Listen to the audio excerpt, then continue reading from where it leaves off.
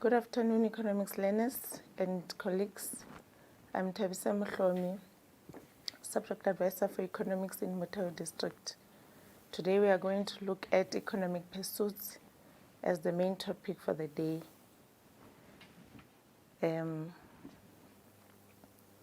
We are going to look at the examination guidelines that are pertaining to the topic. Our topic for the day is regional development. We are going to look at the examination guidelines and then we go to the topic. Right. Now let us look at the topics that we have to look at under regional development. Examination guidelines are very important before we start any topic so that learners are able to know how to strategize when studying. They need to understand the examination guidelines and use them effectively so that they know exactly which part of the topic carries more marks than the other. Now let us look at regional development. We are going to look at the industrial development in South Africa. We will look at regional development, incentives to encourage industrial development, as well as the appropriateness of the industrial policies. For today, we are not going to cover everything on this topic because our time is limited. So the next presentation will be on the South African initiatives to ensure industrial development. So let us look at things that learners are expected to know under industrial development. They need to know the concepts. The concepts are always the starting point for every discussion. And then they need to understand, be able to explain the reasons for industrial development and a brief explanation of South Africa's industrial development policies, which are the National Industrial Policy Framework, as well as the Industrial Policy Action Plan, and the strategies that are used in order to ensure effectiveness of the above policies, which are the National Research and Development Strategies and focus on the integrated manufacturing strategy.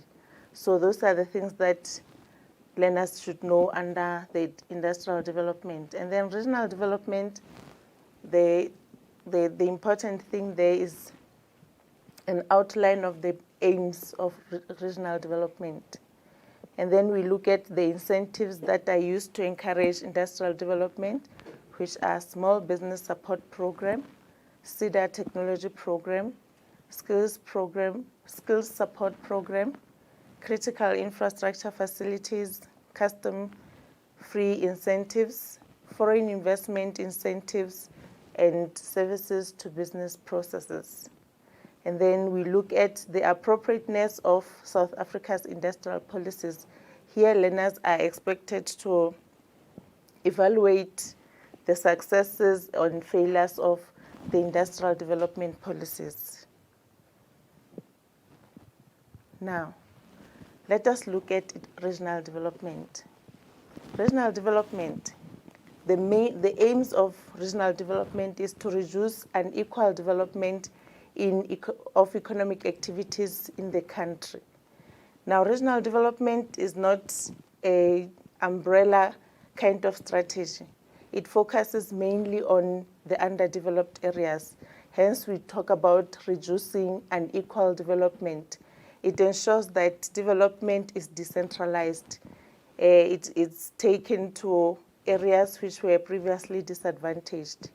So that is the first aim. The second one is to stimulate development in poorer areas. So like I said, the aim is to decentralize economic activities. So in decentralizing, we aim at stimulating those areas that were previously disadvantaged.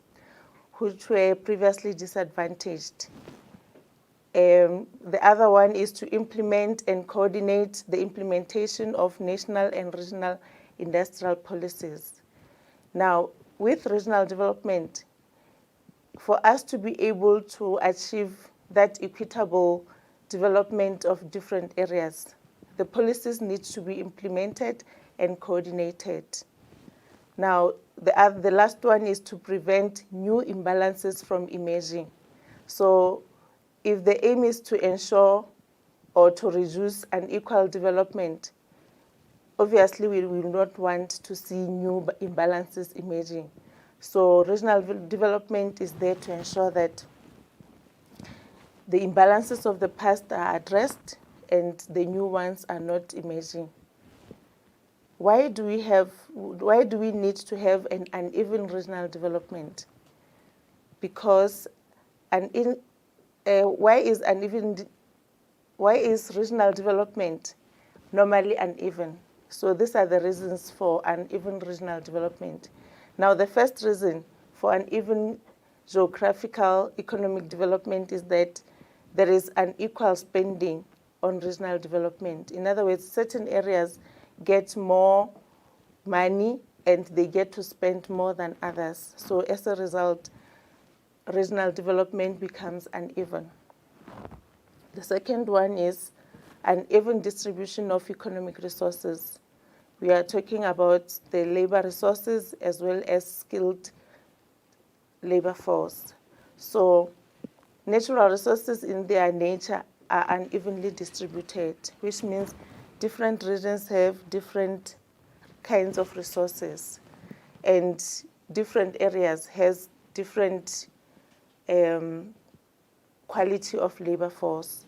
So the reason why there is unequal geographical economic development is because the resources are unevenly distributed. So we look at industrial development as part of regional development.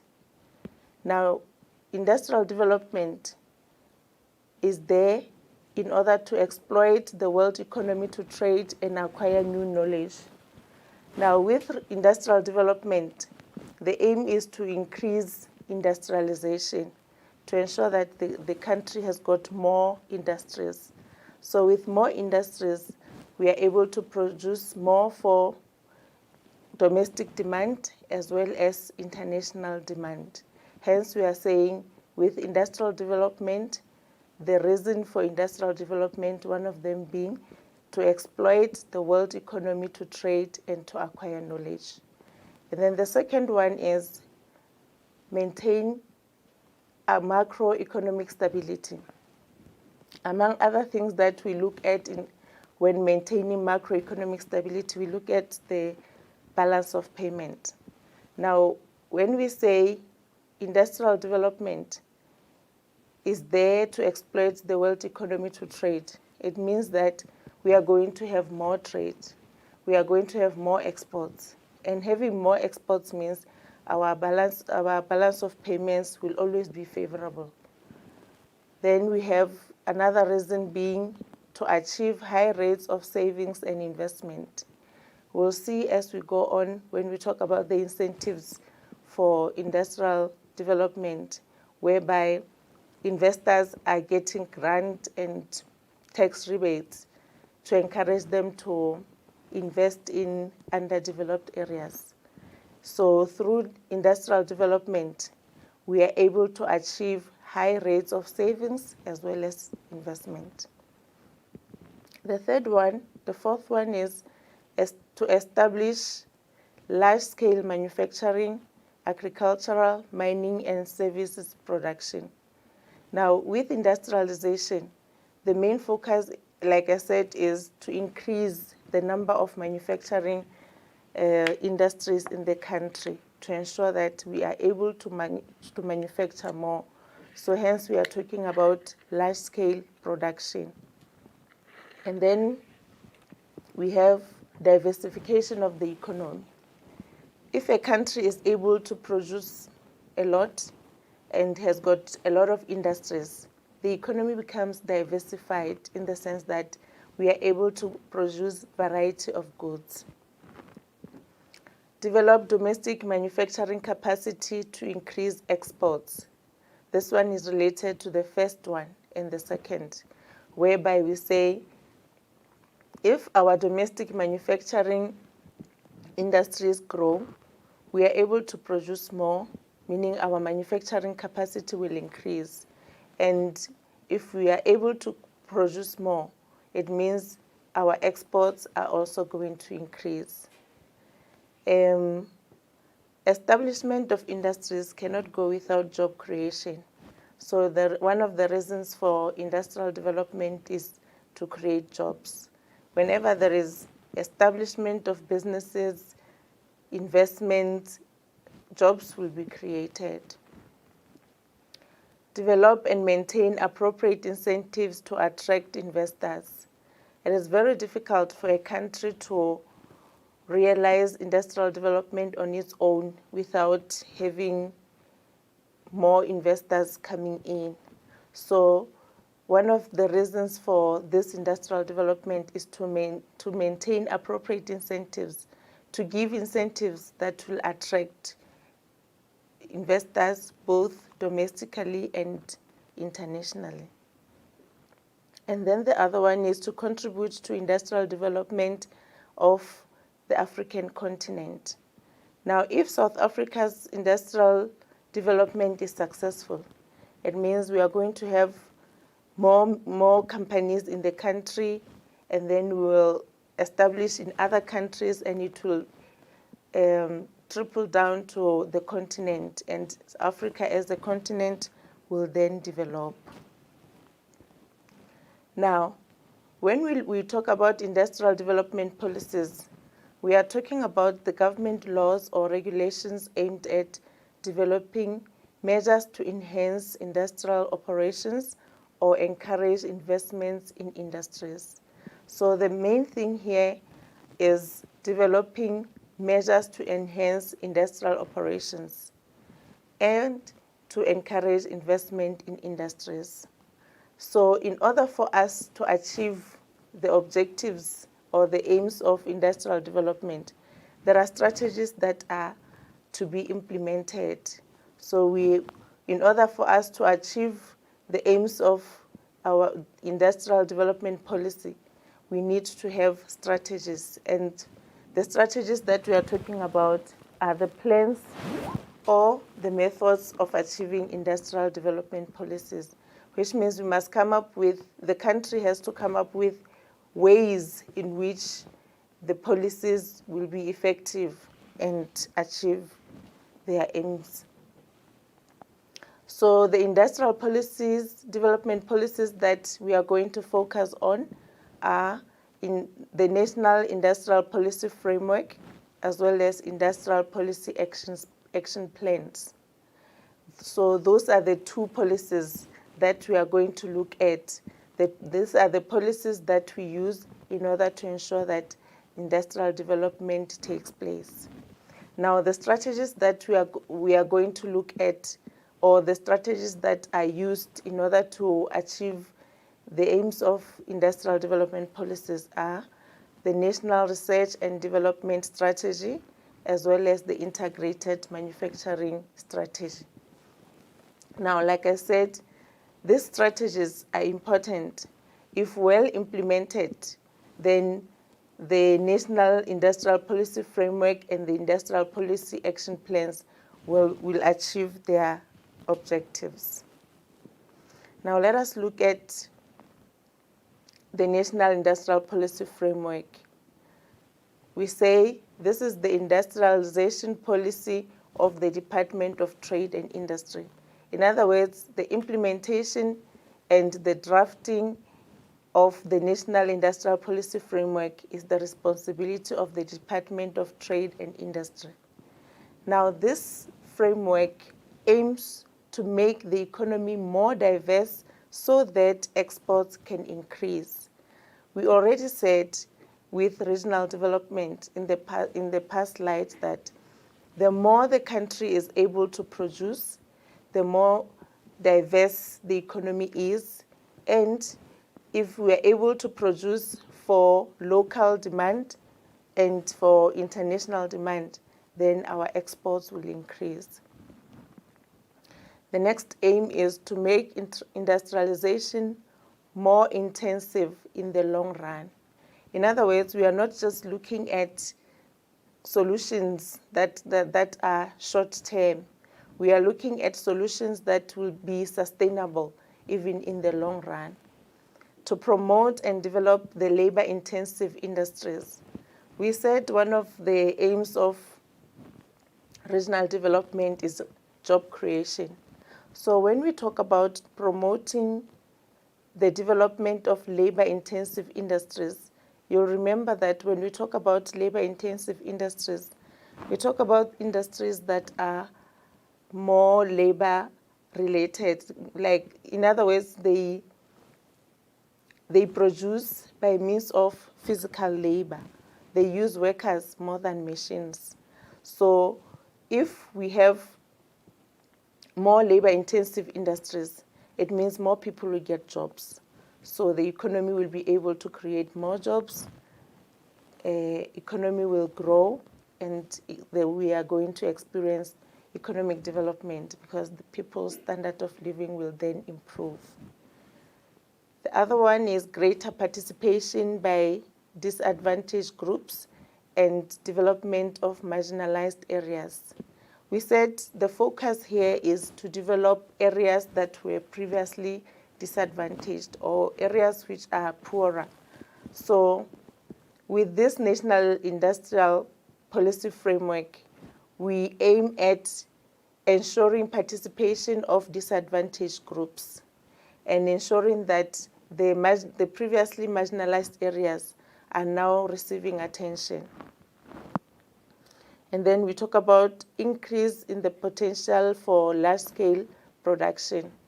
Now, this one is related to establishment of more industries. So the more industries we have, the more the country's potential for large-scale production is possible. In other words, if we have a successful national industrial policy framework, it means the objectives of regional development will be achieved. We'll be able as a country to have more industries and we'll be able to produce in large scale. Now the second policy, which is the IPAP, the Industrial Policy Action Plan. Now this IPAP is part of the NIPF, the framework which is developed by the Department of Trade and Industries, and it is revised every 3 years. Now it has a time frame. In other words, in 3 years, there are things that are aimed to be achieved. So after 3 years, they go back and revise and check how far they have been in terms of achieving their objectives for that period. Now, the principal objective of IPAP is to achieve structural change by encouraging the development, growth, and increased competitiveness of the South African manufacturing sector. Now, for our manufacturing sector to be able to produce goods for export purpose, it means they have to be internationally competitive. So hence we say the principal objective of IPAP is to ensure that we achieve a structural change that will encourage the growth and increase competitiveness of our manufacturing sector. We are aiming at developing manufacturing industries that are competitive domestically as well as internationally. Now, the strategies that we spoke about, remember we said for us to be able to achieve the objectives of the two policies, we need to have strategies that we implement, and if effectively implemented, then we'll be able to achieve the objectives of those policies. Now we have the National Research and Development Strategy as well as the Integrated Manufacturing Strategy. The National Research and Development Strategy is based on, before a policy can be implemented, there has to be some research done, and so that whatever policy is implemented is based on addressing the findings of that particular research. So the second one that we are talking about is the integrated manufacturing strategy. This one focuses on improving competitiveness in manufacturing by looking at factors such as input prices, improving infrastructure, technology and innovation, skills, and effective regulation. Now, when we look at the input prices, we said we want to have an economy where we are able to produce in large scale. So input prices have got a direct effect on the quantity of goods that we'll be able to produce as a country. For example, businesses buy factors of production, and their production cost has a direct effect on the prices that they are going to produce, as well as the quantity of goods that they are going to produce. So if the input prices are high, then it means our companies, our industries will not be able to produce in large scale because their production costs will be very high.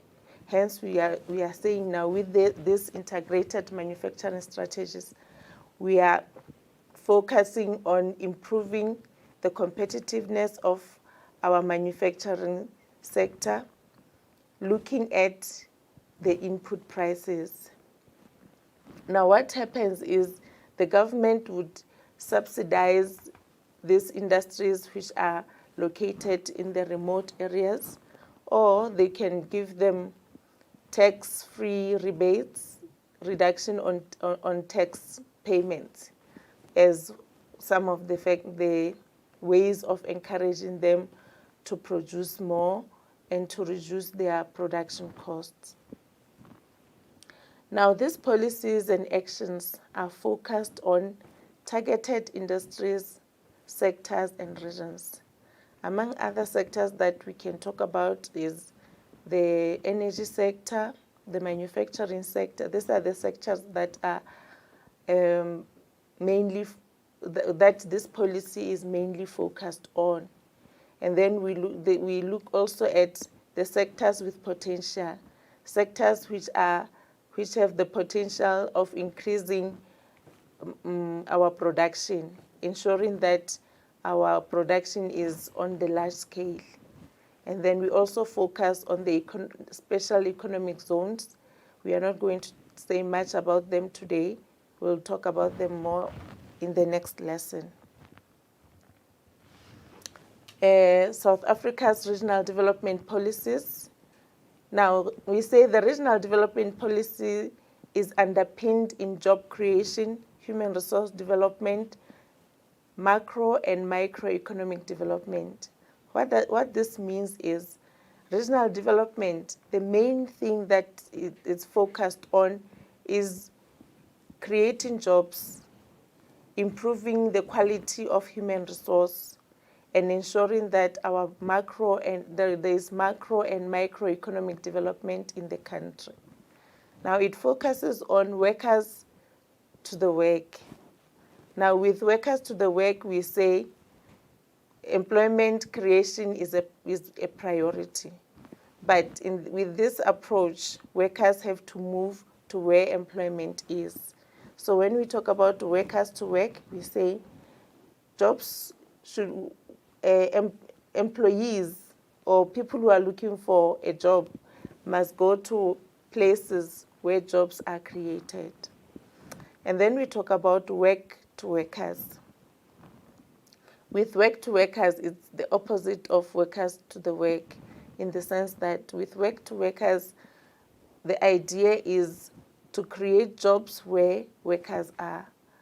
In other words, more jobs should be created to where unemployed people are, so that they don't have to migrate to places where there are jobs. We already know in our country that urbanization creates a lot of problems because people are moving from the rural areas where there are no jobs. They go to the urban areas in order to find jobs, and then they they eventually cause overpopulation in those areas.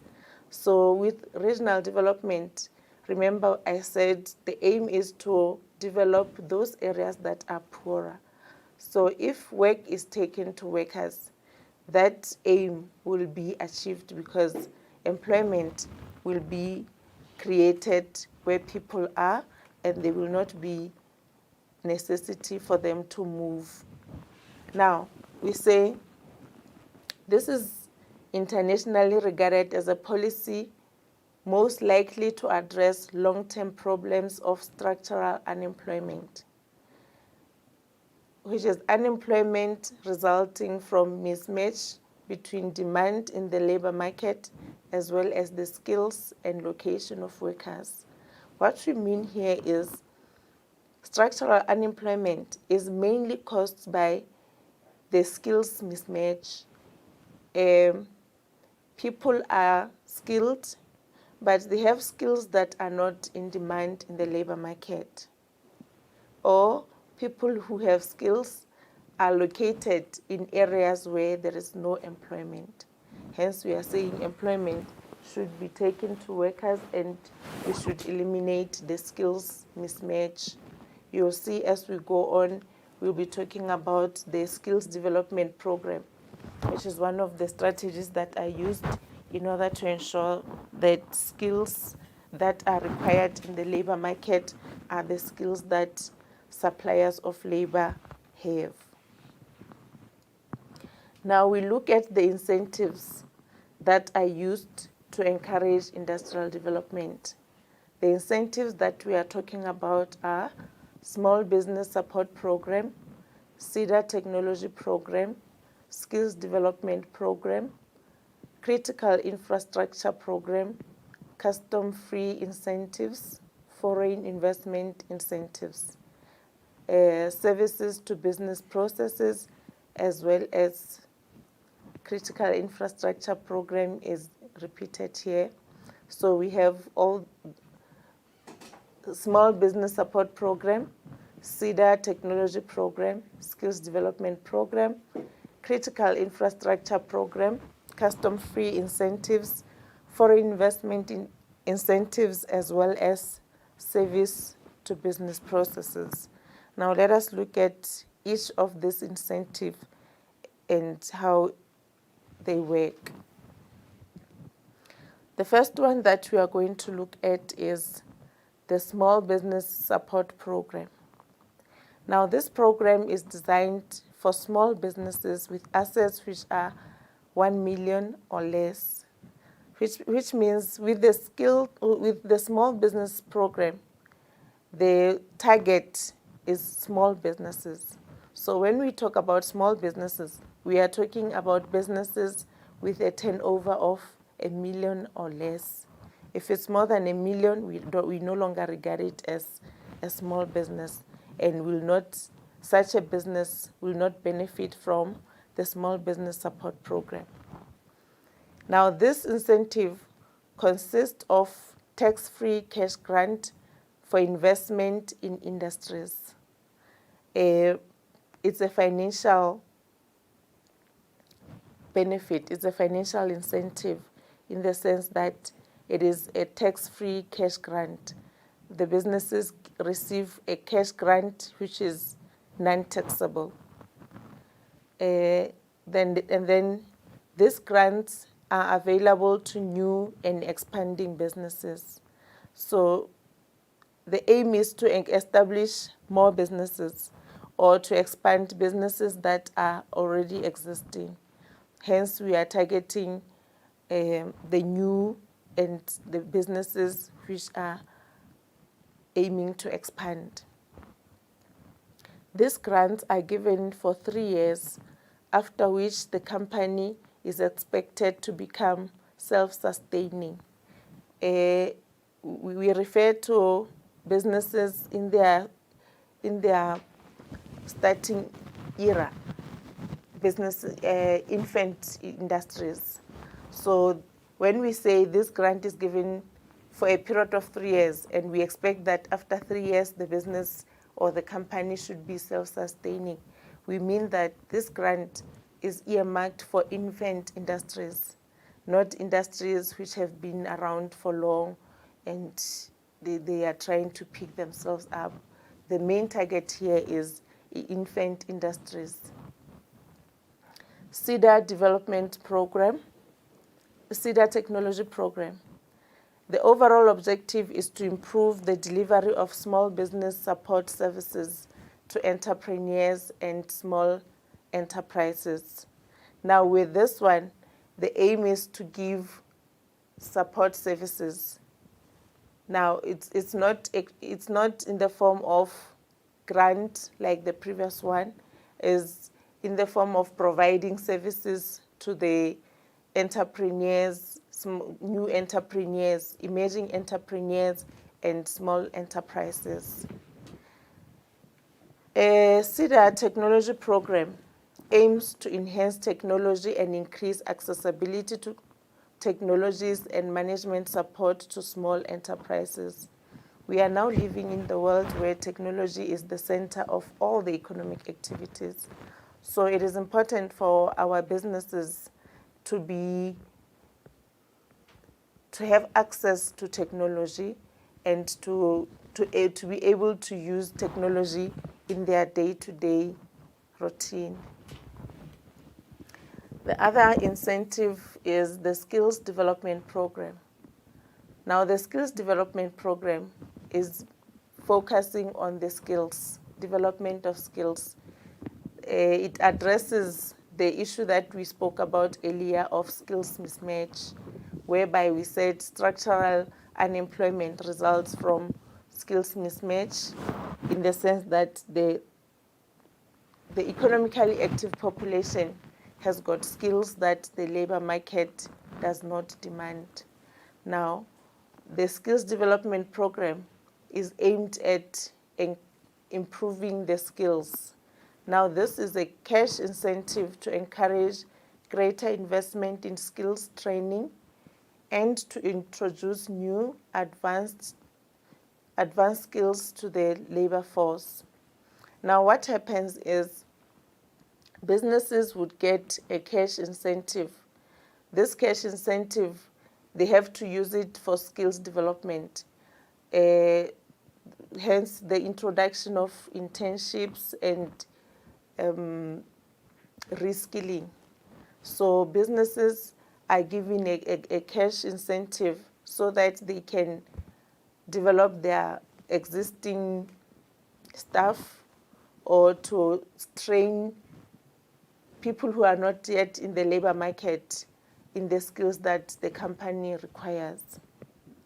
So this one it says a maximum of 50% of a company's trading costs are covered. In other words, whatever the business spends in skills development, the government, the Department of Trade and Industry, will then compensate 50% of the cost that the business incurred in training the existing or the upcoming entrants into the market. Then the other one is Critical Infrastructure Program. This one is a cost-sharing grant for projects designed to improve infrastructure in South Africa. Infrastructure involves transport, communication, energy. So when we talk about the cost-sharing grant for project designed to improve infrastructure, then the Critical Infrastructure Program is relevant. It covers a qualifying development cost between 10 to 30% towards the development costs. In other words, businesses which are in the field of improving infrastructure, they get about between 10 to 30% towards their development costs. It becomes available on completion of the project. Now, this is not the money that the business gets upfront.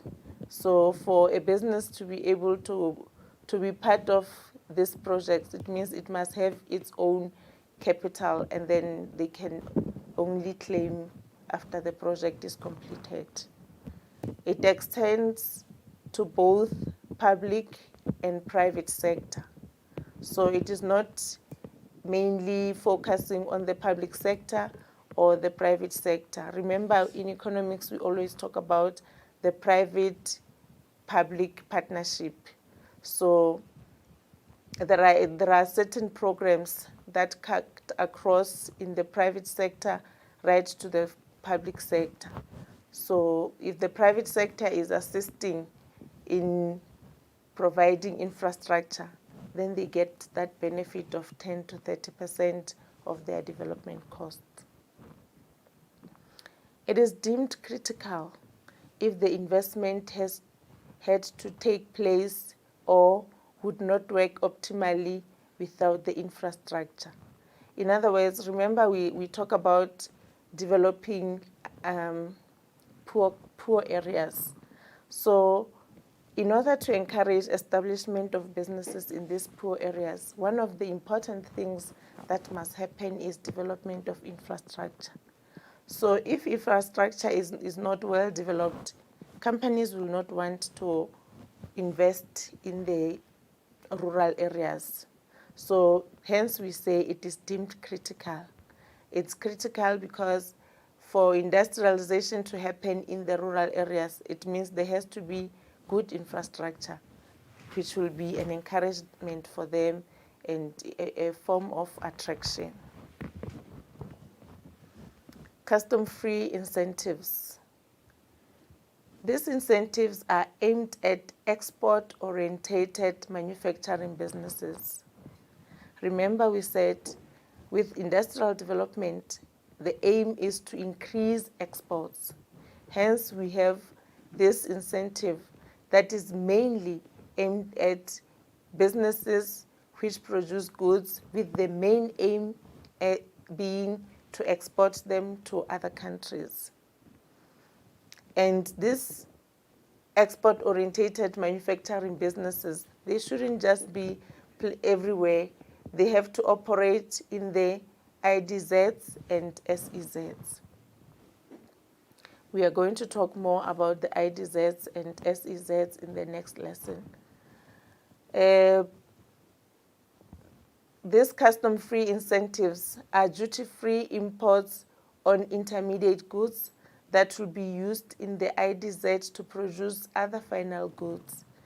Remember we said one of the things that are considered are the input costs. So for businesses who import their inputs from other countries, those that are producing goods with the aim of exporting and are situated in the IDZ and SEZ, they receive a duty-free import. Now, this duty-free import is not on any other goods that they may want to import. It's mainly on intermediate goods, which are goods that are to be used in the production process. And then we have foreign investment incentives. Foreign investment incentives is a cash incentive to assist foreign investors, hence the word foreign investment incentive. The target here is foreign investors, not local, only those that are from other countries. Now we say it is a cash incentive to assist foreign investors who want to invest in new manufacturing business in South Africa. Remember we said for us to be able to increase industrialization, we also need more investment. Investment will come from local investors as well as foreign investors. So this cash grant is aimed at investors who are from other countries who are coming to invest in our country, not in any other business, but in the manufacturing businesses. Now, the foreign investment incentives cover the cost of relocating new machinery and equipment from abroad. So when we have a foreign investor coming to invest in our country, they would sometimes want to bring their own machinery and equipment. So this incentive is there to ensure that the cost of relocating the machines is covered. It becomes available to any registered company who would like to operate in the manufacturing sector, any foreign registered company. It also covers up to 15% of the cost of new machinery and equipment to a certain value. So it is for foreigners, it covers the cost of relocating, and it covers up to 15%. And then we look at services to business processes. The business process services, which is the BPS, aims to attract investment and to create employment in South Africa through offshore activities. So when we talk about offshore activities, among others, we talk about outsourcing. Many of the businesses do not have all the facilities that they have in order for them to be able to provide a service effectively or to produce goods and services. Among other things, businesses outsource things like transport, distribution of their goods, whereby a company would be maybe a magazine manufacturing business, does not have transport to distribute their magazines. So what would happen is they would sort of give a tender. We call it outsourcing. They outsource other companies to assist them with distribution. Or a company would not employ staff for financial records, and then they outsource such services from other companies so that they keep their financial records.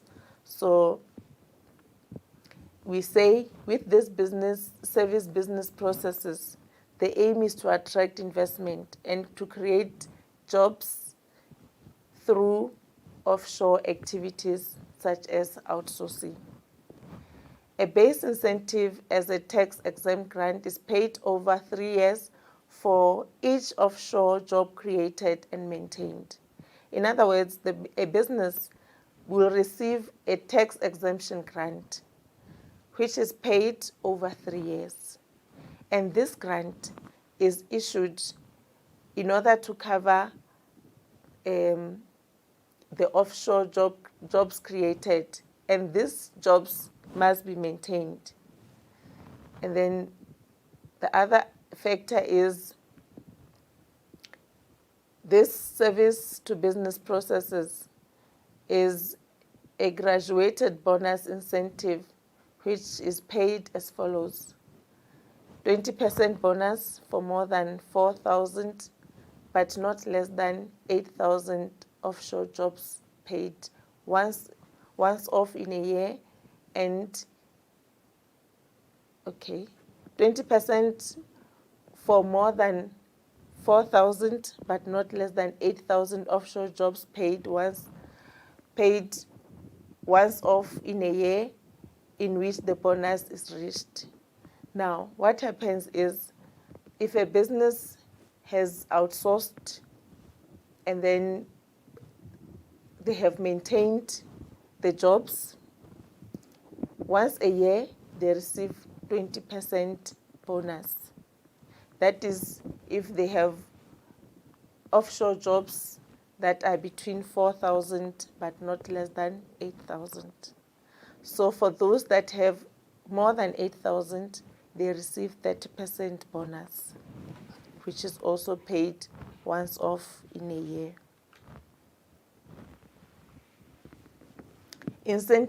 More incentives.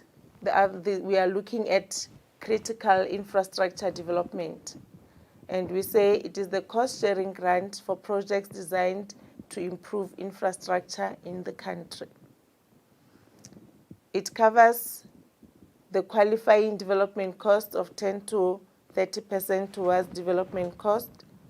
No, this it's a repetition. We went through the critical infrastructure program already. Now let us look at the custom-free incentives.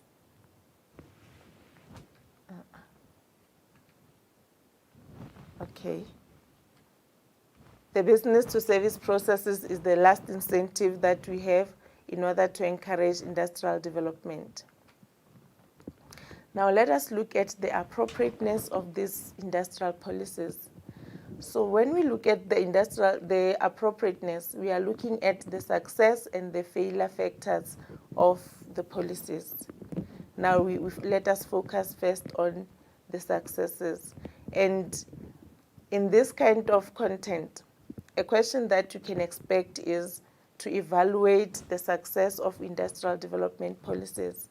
So with evaluation, that is where now you are expected to give both the success factors or the failures or the limitations or the challenges. So in evaluating, you give how successful the policy has been or how unsuccessful it has been, or both, because not every policy will be completely successful nor completely unsuccessful. Now, the first policy that we are looking at is Gr, and we say Gr did not do enough to promote development and to increase, and an increase in economic growth did not occur. In other words, Gr did not achieve much because it did not do enough to promote development, and economic growth did not occur through the policy of Gr. The other policy that we are looking at is ASGISA.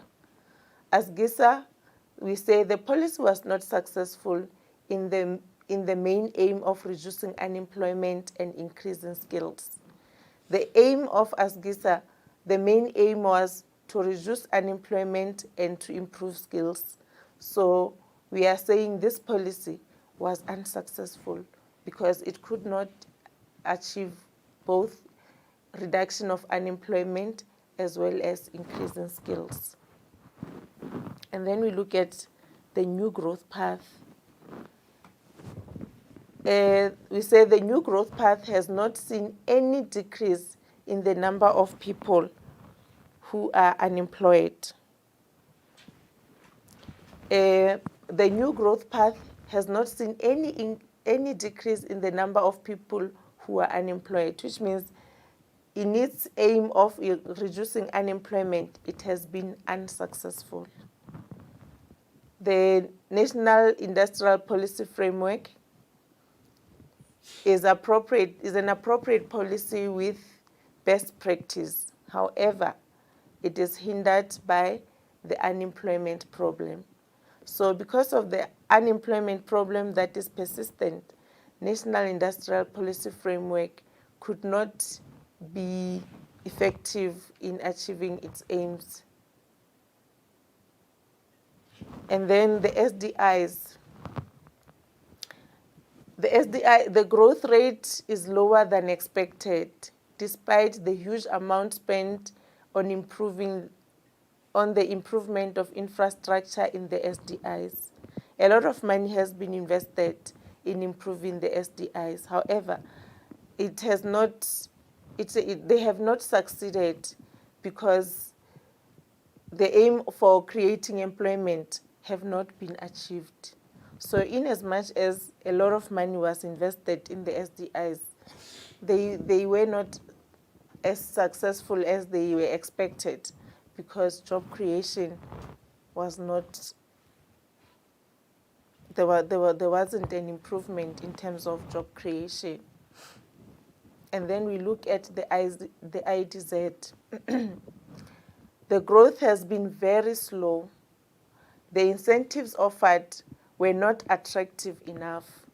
Remember, we said we give incentives to foreign investors or investors who aim at investing in the rural areas. So growth has been slow because the incentives that were offered, they weren't enough to attract investment. So investors have not been attracted to IDZs such as Gauteng and Saldanha Bay as it was expected. However, Kucha and Richards Bay have been more successful.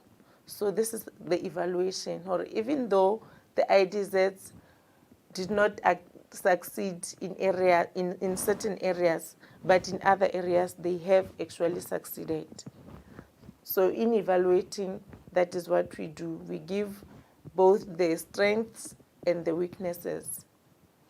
Regional development is still uneven. In other words, it has not been decentralized. Remember, we said regional development has to be evenly distributed, and it has to focus on the underdeveloped areas. Now, we are saying here that regional development is still uneven, and it's still mainly concentrated in the 4 metropolitan areas. Workers still have to move to where employment is, which means that strategy of work to workers has not succeeded, because with work to workers we said employment has to be created where workers are. But now that we are still seeing workers having to move to other places in order to get employment, then it means the strategy did not work. Small business development, economic government programs were successful. The promotion of entrepreneurship, especially among women and youth, have been reasonably successful. And there has been an improvement in terms of access to finance and capital, as well as information and advice. They have been reasonably successful. In other words, in terms of small business development, there has been great improvement. Most of their aims were achieved. More entrepreneurship opportunities were available for new businesses to be established. Mainly, we said the main target or the main beneficiaries were women and youth. And there has been an improvement in terms of access to finance and capital. More information was available, and more businesses received business advices. Other support success factors in terms of small business development policy, we say the Department of Trade and Industry has various programs in place to support small, medium, and micro enterprises. Now, the creation of employment for structurally unemployed people is achieved to a certain extent. Remember, with structural unemployment, that is where we said there is skills mismatch. So which means the skills development program has been successful in this regard, because we see that creation of employment for structurally unemployed people was achieved, not completely, but at least to a certain extent. Incentives for small businesses were successful because there are businesses that had easier access to capital, information, and business advices. Promotion of entrepreneurial development among women and youth also happened. So these are at least the success factors. However, there are limitations, both internal and external, exogenous and endogenous. Now, looking at the external limitations, we say global recession had a severely negative impact on the manufacturing industry.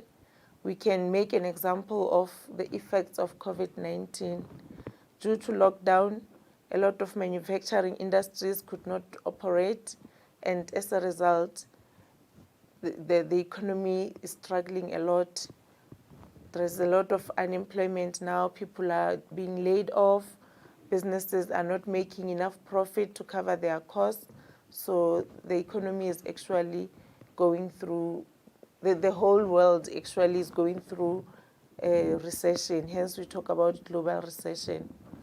And then the second limitation that we look at is an unstable exchange rate that resulted to slow economic growth and development of industrial sectors. Exchange rate stability is very important, especially for business. Remember, we said some of the business import their inputs from other countries. So for such businesses that need factors of production from other countries, the exchange rate stability is of utmost importance. Even for us as a country, when we export, we need to have a stable exchange rate, because if our currency depreciates, then it means the outside world will be buying goods very cheap from us, compromising profits. But also on the other hand, if our currency is too strong, then our goods become too expensive and the demand then decreases. So stability of the currency, the stability of the exchange rate is also very important, and it's an unstable currency or unstable exchange rate has got a direct effect on the economic growth of a country. Internal limitations.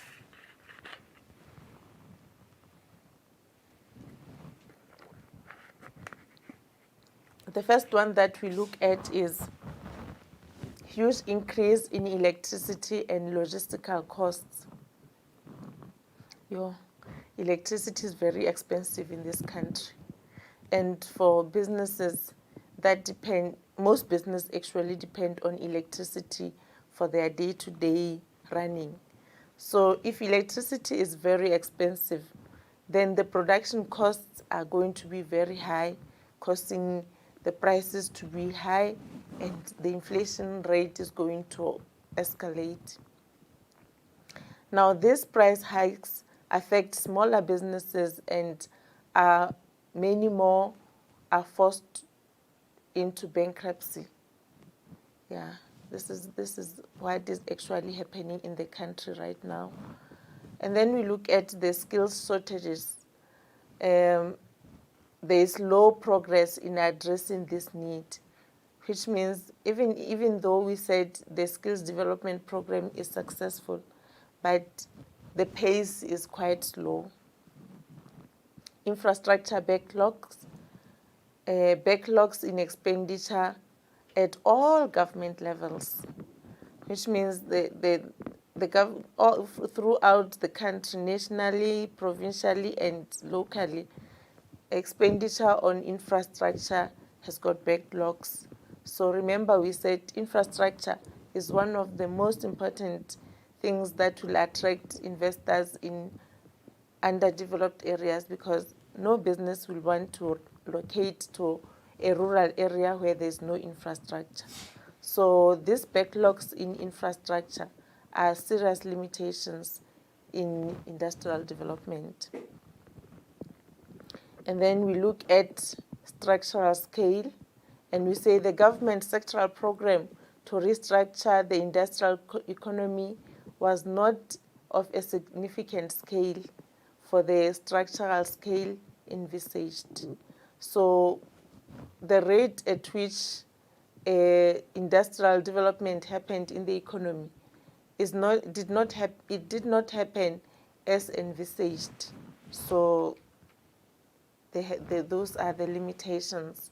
And then we look at also the neglect of large firms. Remember, we said the incentives that are given to small businesses. There's at one point when we said the incentives are given to businesses which have a turnover of less than $1 million. So if all focus is now given to small businesses, and then it means the large businesses are neglected, because now more emphasis is placed on the small firms, and larger firms are now struggling. And then the other thing is the uncompetitive behavior of firms. Competition policy needs to be strengthened to encounter high levels of industry concentration and anti-competitive behavior. We need to have a competition policy that is strengthened enough to limit oligopolies from price fixing. We have experienced a lot of price fixing in the country in the past. So such uncompetitive behavior of firms, they cause hindrances in terms of economic development and growth. Poor industrial financing is one of the challenges.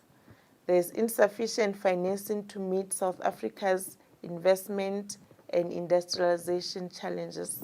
So in as much as we said there is an improvement in terms of access to capital and finance, it is still not enough for investment to be at a rate that is expected. I wanted us to do an activity, but I don't think time is still on our side. So in the next lesson, we are still going to do regional development. We are going to focus on the initiatives to ensure industrial development, and then we'll be doing more activities in that lesson. Thank you so much for your time. This is the topic that most of our learners are reluctant to answer in the final exam. We see most of our learners focusing on macroeconomics for paper 1 and neglecting economic pursuits. So hopefully these lessons have added value to you, and we will see more learners now choosing economic pursuits as a topic of their choice in the final exam. Thank you very much. We have come to the end of the lesson. I really hope you have benefited from this lesson, and see you again in the next one. Thank you.